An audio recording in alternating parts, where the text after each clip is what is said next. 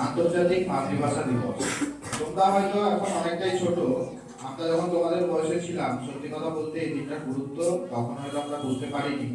তো সেটা বড় কথা নয়, তোমরা শোনো সমস্ত স্যাররা কি বলছেন, সেখান থেকে কিছুটা হলেও তোমরা সেটা তাৎপর্য বুঝতে পারবে এবং তোমরা যখন পরবর্তী জীবনে বড় হবে, আরো বড় জায়গায় পৌঁছাবে, তখন তোমাদের কিন্তু এটা একটা স্মৃতিতে থাকবে যে আমরাও এরকম একটা অনুষ্ঠান হয়েছিল আমাদের স্কুলে, সেখানে পার্টিসিপেশন করেছিলাম এবং স্যাররা যেগুলো বলেছে সেগুলো তোমাদের মধ্যে থাকবে। তো অনেক স্যারই এই আজকের দিনটা সম্পর্কে বলেছে, নতুন করে আমি বেশি কিছু বলবো না, যেটুকুনি না বললেই নয়। আজ 21শে ফেব্রুয়ারি আন্তর্জাতিক মাতৃভাষা দিবস, ঠিক আছে?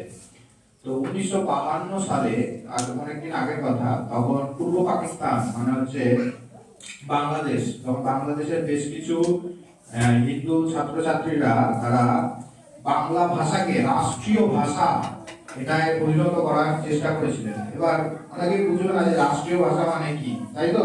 মানে মোদ্দা কথা, বাংলা ভাষাকে প্রাধান্য দেওয়ার জন্য তারা আন্দোলন করেছিল। তাদেরকে বলপূর্বক বলা হয়েছিল যে অন্য ভাষায় কথা বলতে হবে বা অন্য ভাষাকে মেনে নিতে হবে। এখন যদি পরবর্তী দিনে তোমরা কালকে স্কুলে আসো এবং বলা হয় যে তোমরা সবাই হিন্দি ভাষায় কথা বলো বা সবাই ইংরেজিতে কথা বলো, তাহলে কিন্তু আমাদের পক্ষে কষ্ট হবে, তাই না? আমরা আমাদের যেহেতু মাতৃভাষা বাংলা, তাই বাংলা আমাদের মাতৃভাষা এবং বাংলা আমাদের আদর্শ ভাষা, তাই তো? বাংলাতে কথা বলতে আমরা স্বাচ্ছন্দ্য বোধ করি, হ্যাঁ।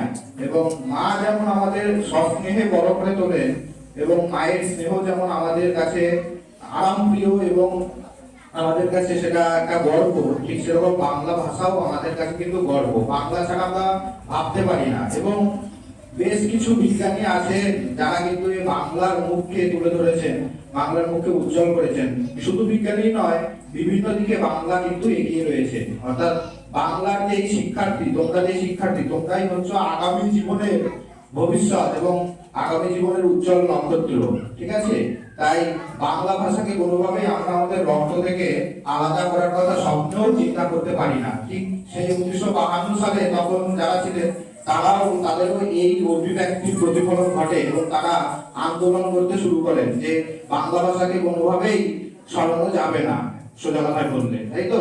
তো তাদের জন্য, তো এই কারণের জন্য তাদের অনেককে আহত হতে হয়েছিল এবং নিহত হতে হয়েছিল। মানে সোজা কথায় তাদের মৃত্যুবরণ পর্যন্ত করতে হয়েছিল শুধু ভাষাটাকে বাঁচিয়ে রাখার জন্য।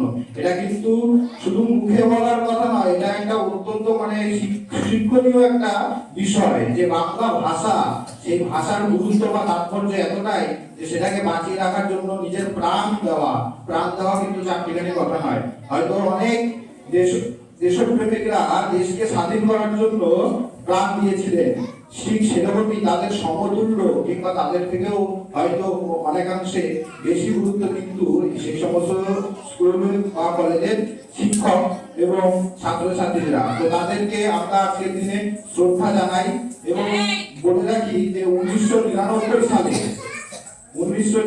সালে ইউনেস্কো নামক একটি সংস্থা এই 21শে ফেব্রুয়ারিকে আন্তর্জাতিক মাতৃভাষা দিবস হিসাবে কিন্তু গণ্য করে। তাই আমরা প্রত্যেকেই 21শে ফেব্রুয়ারি এই দিনটাকে আমরা আন্তর্জাতিক মাতৃভাষা দিবস হিসাবে পালন করে থাকি। তো বাংলা ভাষার যে গুরুত্ব সেটা অপরিসীম। আমি আগেও বলেছি যে বাংলা ভাষা ছাড়া আমরা ভাবতে পারি না, বাংলা ভাষা ছাড়া আমরা যেমন এগোতে পারি না। তাই বাংলা ভাষা আমাদের মোদের ভাষা, মোদের গর্ব। তাই আমরা বলি যে মোদের গর্ব, মোদের আশা, আমরি বাংলা ভাষা।